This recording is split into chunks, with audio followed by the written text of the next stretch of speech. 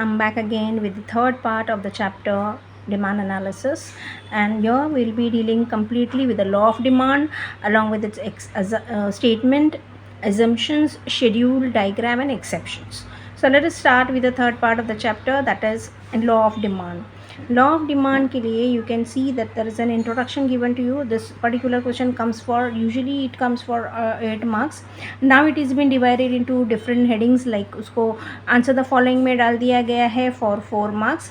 Otherwise you get this for complete the following activity वाला question number 4 जो होता है आपका, उसमें आता है फॉर 4 मार्क्स. और जहाँ तक इसके अजम्पशंस एक्सेप्शंस हैं वो भी आपको डू यू अग्री में आ जाते हैं. There are no exceptions to the law of demand, या फिर ऐसे कहा जाता है कि there are no exceptions to the law of demand, तो आपको डू यू अग्री में भी आ सकता है. मतलब all through the question paper आपको कहीं ना कहीं लॉ ऑफ डिमांड से रिलेटेड कोई ना कोई क्वेश्चन मिलेगा. Alright, so let us start with the introduction to the law of demand. Here the law of demand was introduced by Professor Alfred Marshall in his book Principles of Economics, which was published in 1890. The law explains the functional relationship. What does it explain? It explains the functional relationship between price and quantity demanded. That what is the functional relationship? You can see I have written down something over here. When price increases, demand decreases. When price decreases, demand increases. So you can see there is an inverse relationship between price and quantity demanded of a commodity. Okay, so now we are having with respect to introduction, आप देखेंगे कि there will be a statement of the law. According to Professor Marshall, other things being equal, higher the price of a commodity, lesser is the demand, या smaller is the quantity demanded, and lower the price of a commodity, larger is the quantity demanded. You can see two different opposite words given to you, higher and smaller, larger, lower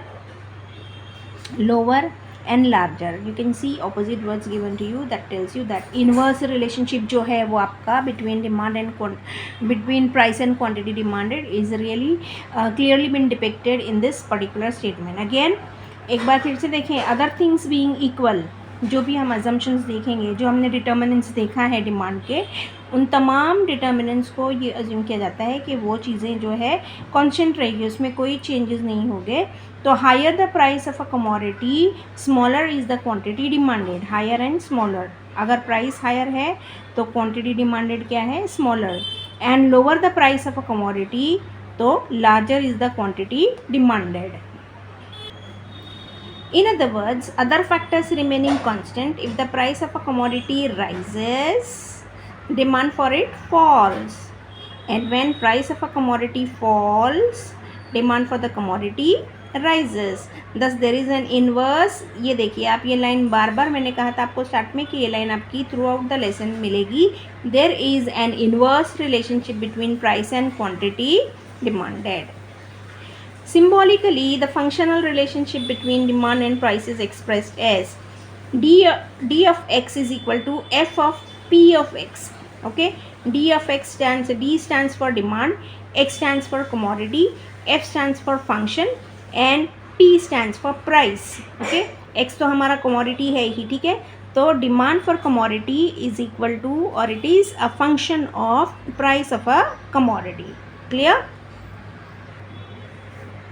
Alright, now after introduction and statement of the law, law of demand depends on certain assumptions. So what are the assumptions to the law of demand? 4 marks के लिए direct आपको आ सकता है, या फिर there are no assumptions to the law of demand, do you agree के लिए आ सकता है. Okay, so there are number of assumptions on which the law of demand is based. या आपको law of demand जो है observe करना है, या आपको देखना है कि whether it is getting operated truly or not, तो आपको ये assumptions जो है ध्यान में रखनी है. अज्यूम करना यानी सिर्फ फ़र्ज़ करना कि अगर ऐसे हुआ तो डिमांड को क्या होगा. तो it is assume that, first assumption is telling you that there is constant level of income. यानी कंज्यूमर की इनकम ना बढ़ती है ना घटती है, सेम है. If the law of demand is to find true operate, अगर आपको ये देखना है कि लॉ ऑफ डिमांड सही में ऑपरेट हो रहा है या नहीं, then consumers income should remain constant. तो इसके लिए आपकी इनकम जो है वो कांस्टेंट होना चाहिए. If there is a rise in income people में demand more at a given price. तो अगर कंज्यूमर की इनकम बढ़ती है तो उनका डिमांड पैटर्न ऑब्वियसली चेंज होगा. They will demand more at the present price, whatever whichever price is prevailing, उस पर लोग ज़्यादा डिमांड करेंगे. Second is no change in size of population. So it is assume that it is only फ़र्ज़ किया गया है कि अगर साइज़ ऑफ पॉपुलेशन नहीं बढ़ता है तो it is assume that the size of population remains unchanged.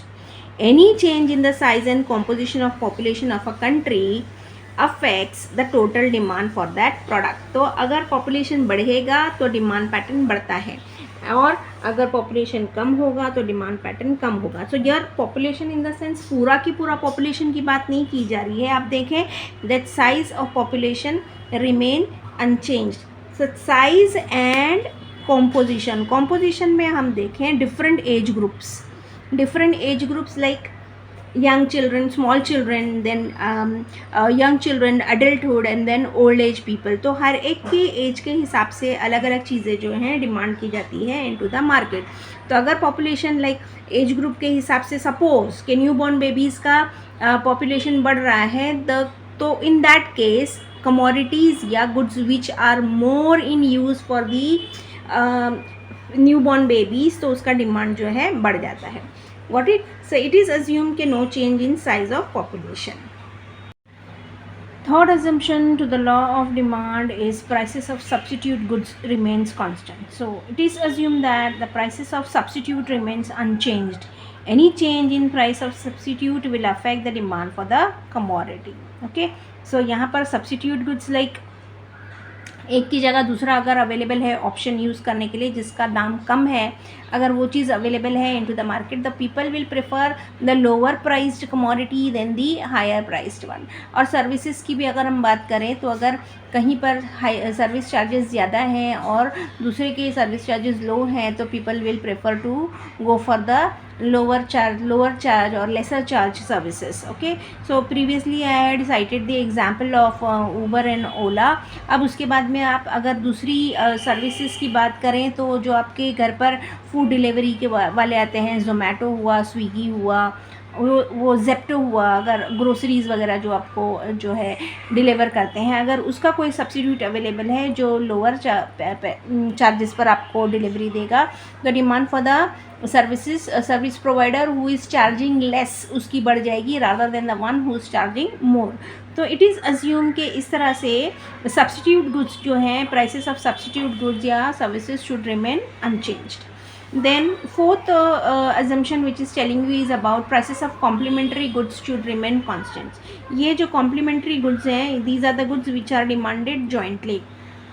So it is assumed that the prices of complementary goods should remain unchanged because the change in the price of one good will affect the demand for the other. So हमने assumption में, हमने determinants में देखा कि किस तरह अगर complementary goods में से एक का दाम बढ़ता है तो दूसरे का डिमांड ऑटोमेटिकली कम होता है. The most common example which is given और the most important example I can say which is given in the textbook is about the fuel in a car. अगर CNG और petrol के दाम बढ़ते हैं तो कार्स की demand कम होती है. तो इट इज़ अज्यूम कि इस तरह की सिचुएशन ना हो तो डिमांड हमारा जो है can be operated truly into the market. Then it is assumed that there is no expectations about future change in prices. तो अगर हम पहले से ये एक्सपेक्टेशन कर ले कि आगे चल के पर्टिकुलर कमोडिटी के गुड्स दाम जो है बढ़ जाएंगे तो उसका डिमांड हम एट प्रेजेंट ज़्यादा करेंगे, या इफ़ वी आर अज्यूमिंग कि अगर आगे चल कर के इफ़ वी आर एक्सपेक्टिंग कि आगे चल कर के जो आज मुझे चीज़ महंगी मिल रही है वो आगे चलकर थोड़ी सस्ती हो जाएगी तो अब की बार मैं अपना डिमांड पैटर्न थोड़ा कम कर लूँगी. तो it is assume that consumers do not expect any further change in price in the near future. If consumers expects a rise in prices in future, they may demand more in the present even at existing high price. तो अगर आगे चलकर price बढ़ने के chances हैं तो demand अब की बार क्या होगा, हायर प्राइसेस पर भी they will demand more for it. So इसलिए इट इज़ अज्यूम कि अगर कोई चेंजेस ना होंगे तो डिमांड पैटर्न चेंज नहीं होगा. Then we have next assumption to the law of demand is that no change in taste, habits, preferences and fashion etc. of a consumer. So it is assumed that consumers का जो taste है, habit है, preferences है, fashion वगैरह है, it should remain unchanged. अगर कोई change आता है, any change in these factors will lead to a change in demand. Okay, then we have no change in taxation policy. Taxation policy of the government has a great impact on demand for various goods and services. तो government की तरफ से जो भी taxation policy आएगी that also should remain unchange. अगर कोई भी चेंजेस टैक्सेशन पॉलिसी में आती है तो that adversely affects the demand pattern of a consumer. Therefore, it is assumed that there is no change in the policy of taxation declared by the government. Okay, then the law of demand is explained with the help of the following demand schedule and diagram. You can see your schedule provided to you. Price of a commodity X starts from 50 rupees, 40, 30, 20 and 40, 10. You can see a declining trend or a falling trend in price. With respect to each price provided, the demand for a commodity X goes on increasing with every fall in price. You can see 50 rupees per 1 kg, 40 rupees per 2 kg, 30 rupees per 3 kg, 20 rupees per 4 kg and finally 10 rupees per कितना है 5 kg. So you can see higher the price, lesser is the demand, lesser the price, higher is the demand. The same thing has been explained. You can write the same thing in your own words, taking from one particular price and corresponding demand pattern to it. Higher price पर कितना demand है, और जैसे जैसे price आपका कम हो रहा है वैसे वैसे आप देख सकते हो कि डिमांड पैटर्न जो है कंज्यूमर का बढ़ते जाता है. फाइनली जो सबसे कम दाम वाली चीज़, कम दाम है, that is at 10 rupees, consumer जो है 5 kg ऑफ अ कमोडिटी लेने के लिए तैयार है. So here you can see as shown in table, when price of a commodity X is 50 rupees, quantity demanded is 1 kg. When price falls from 50 rupees to 40 rupees, quantity demanded rises from 1 kg to 2 kgs. Similarly, at 30 rupees, quantity demanded is 3 kgs. And when price falls from 20 rupees to 10, quantity demanded rises from 4 kgs to 5 kgs. You can see this. Thus, as the price of a commodity falls, quantity demanded rises, and when price of a commodity rises, quantity demanded falls. So this again you can see the same statement comes here. This indicates or this shows an inverse relationship between price and quantity demanded. Further, you can explain the same schedule with the help of a demand curve. Here we have y axis and x axis. ठीक है, y axis पर हम price बता रहे हैं जो हमारा 10, 20, 30, 40, 50 यानी 50 रुपीज़, 40 रुपीज़, 30 रुपीज़, 20 एंड 10. तो नीचे से ऊपर जा रहे हैं हम. ठीक है, और एक्स एक्सिस पर हम क्वांटिटी डिमांडेड बता रहे हैं जो कि 1 kg से लेकर 5 kg तक है. तो मैं आपको यहाँ पर 3 चीज़ें बताती हूँ, highest price, middle price and the least price. तो हाईएस्ट प्राइस आपका कितना है 50 रुपीज़. ठीक है, तो 50 रुपीज़ पर हमने शेड्यूल में देखा कि कंज्यूमर जो है सिर्फ 1 kg ऑफ अ कमोडिटी ले रहा है, that is from 0 to 1. You can see कितना डिमांड पैटर्न है यहाँ पर 0 से 1, बहुत ही थोड़ा सा जो है लोग डिमांड कर रहे हैं. देन हम अगर आ रहे हैं 30 रुपीज़ पर, तो 30 रुपीज़ पर आप देखें कि डिमांड बढ़ रहा है फ्रॉम 1 kg to 3 kg, यानी 0 से 3 kg तक आप देखिए डिमांड पैटर्न बढ़ गया. ठीक है, and finally at the least price 10 rupees पर आप देखें कि कंज्यूमर का डिमांड पैटर्न ज़्यादा है.